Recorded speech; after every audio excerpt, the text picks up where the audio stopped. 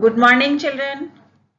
आज हम भारत रत्न पंडित गोविंद वल्लभ पंत जी का जन्मदिवस मना रहे हैं और इस अवसर पर मैं आपको उनके जीवन और उनके कार्यों के संबंध में कुछ जानकारी देना चाहूंगी, जिसे आप सब बहुत ध्यानपूर्वक सुनेंगे और इस महान व्यक्तित्व को नमन करेंगे।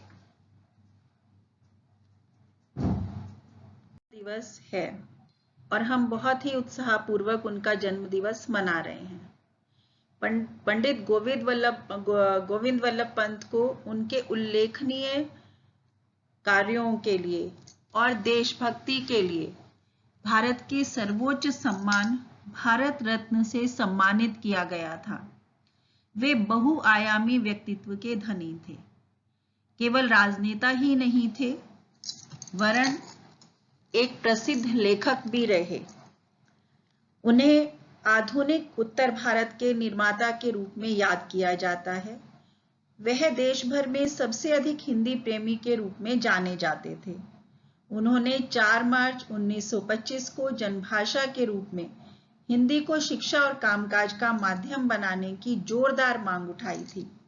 महात्मा गांधी ने भी कहा था कि राष्ट्रभाषा के बिना देश गूंगा है। मैं हिंदी के जरिए प्रांतीय भाषाओं को दबाना नहीं चाहता, किंतु उनके साथ हिंदी को भी मिला देना चाहता हूं। पंत जी के ही प्रयासों से हिंदी को राजकीय भाषा का दर्जा मिला था। पंत जी ने हिंदी के प्रति अपने अत्यधिक प्रेम को इन शब्दों में प्रकट किया है: हिंदी के प्रचार और विकास को कोई नहीं रोक सकता। हिंदी भाषा नहीं, भावों की अभिव्यक्ति है। इन्हीं महापुरुष के जन्म और उनके कार्यों के विषय में आज हम जानेंगे।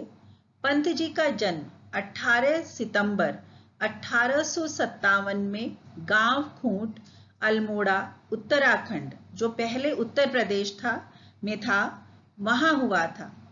वो महाराष्ट्रियन मूल के थे। मां का नाम श्रीमती गोविंदी बाई था। माता के नाम से ही उनको गोविंद नाम मिला था। माता का नाम गोविंदी था और माता ने उनका नाम अपने नाम पर ही गोविंद रखा। उनके पिताजी श्री मनोरथ पंत जी सरकारी नौकरी में रेवेन्यू कलेक्टर थे और उनके ट्रांसफर होते रहते थे। इस कारण पंत जी अपने नाना के पास पले थे।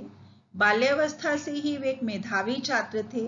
उन्होंने बीए तथा एलएलबी तक की शिक्षा ग्रहण की थी। 1909 में पंत जी को कानून की परीक्षा में यूनिवर्सिटी में टॉप करने पर गोल्ड मेडल मिला था। सार्वजनिक रूप से अपने विचार, तर्क, साहस, आत्मविश्वास तथा सच्चाई के साथ रखने की आप में विलक्षण क्षमता थी। पंत जी ने राजकीय सेवा की पारिवारिक परंपरा से हटकर देश सेवा के लिए अपने संपूर्ण जीवन को समर्पित कर दिया था। वे प्रखर वक्ता, नैतिक और चारित्रिक मूल्यों से युक्त उत्कृष्ट नेता, प्रभावी सांसद और कुशल प्रशासक थे।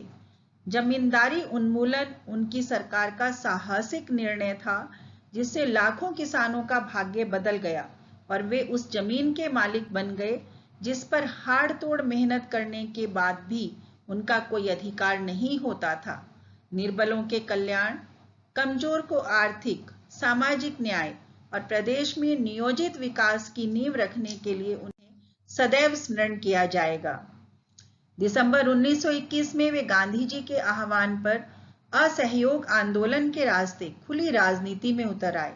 9 अगस्त 1925 को काकोरी कांड करके उत्तर प्रदेश के कुछ क्रांतिकारी युवकों ने अंग्रेज सरकार का खजाना लूटा, तो उनके मुकदमों की पैरवी के लिए अन्य वकीलों के साथ पंत जी ने भी जी जान से सहयोग किया। उन युवकों में रामप्रसाद बिस्मिल और अशफाकुल्ला खान बहुत प्रभावी नेता थे, जो छात्रों के नेता थे। उन क्रांतिकारियों की अगुवाई कर रहे थे जिन्होंने अंग्रेजी खजाना लूटा था, क्योंकि ये क्रांतिकारी अपने देश से अंग्रेजों को भगाना चाहते थे। लेकिन अंग्रेज सरकार द्वारा जब इन्हें गिरफ्तार कर लिया गया, तो उनकी पैरवी के लिए पंत जी ने बहुत प्रयास किया। उस समय वे नैनीताल से स्वराज पार्टी के टिकट पर लेजिस्लेटिव काउंसिल के सदस्य थे।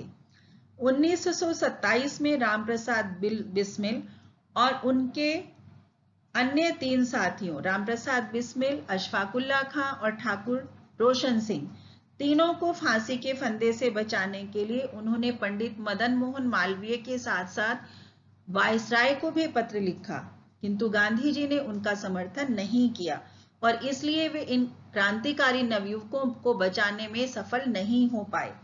1928 के साइमन कमीशन के बहिष्कार और 1930 के नमक सत्याग्रह में भी उन्होंने भाग लिया और मई 1930 में उन्हें देहरादून जेल में रखा गया। 17 जुलाई 1937 से लेकर 2 नवंबर 1939 तक वे ब्रिटिश भारत में संयुक्त प्रांत यानी यूपी के पहले मुख्यमंत्री बने। उत्तर प्रदेश के वे पहले मुख्यमंत्री बने। उसके बाद दोबारा उन्हें यही दायित्व फिर सौंपा गया। 1 अप्रैल 1946 से 15 अगस्त 1947 तक वे संयुक्त प्रांत यानी यूपी के मुख्यमंत्री रहे। जब भारतवर्ष का अपना संविधान बन गया तब संयुक्त प्रांत का नाम बदलकर उत्तर प्रदेश रख दिया गया। उससे पहले संयुक्त प्रांत कहा जाता था। तीसरी बार फिर उन्हें इस पद के लिए सर्वसम्मति से चुना गया। इस प्रकार स्वतंत्र भारत के नवनामित राज्य के भी 26 जनवरी 1950 से लेकर 27 दिसंबर 1954 तक वे मुख्यमंत्री रहे। गोविंद वल्लभ पंत को देश के सबसे प्रमुख स्वतंत्रता सेनानी और एक कुशल प्रशासक के रूप में याद किया जाता है, जिन्होंने आधुनिक भारत के मौजूदा स्वरूप को आकार देने में महत्वपूर्ण भूमिका अदा की थी।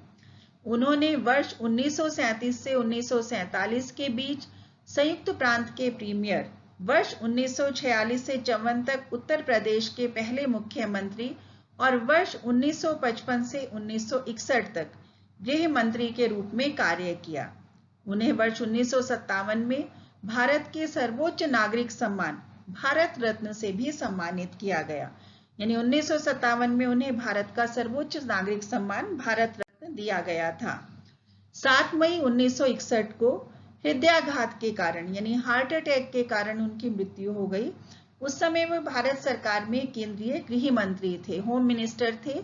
उनके निधन के पश्चात लाल बहादुर शास्त्री उनके उत्तराधिकारी बने, अर्थात लाल बहादुर शास्त्री जी को गृह मंत्री बनाया गया।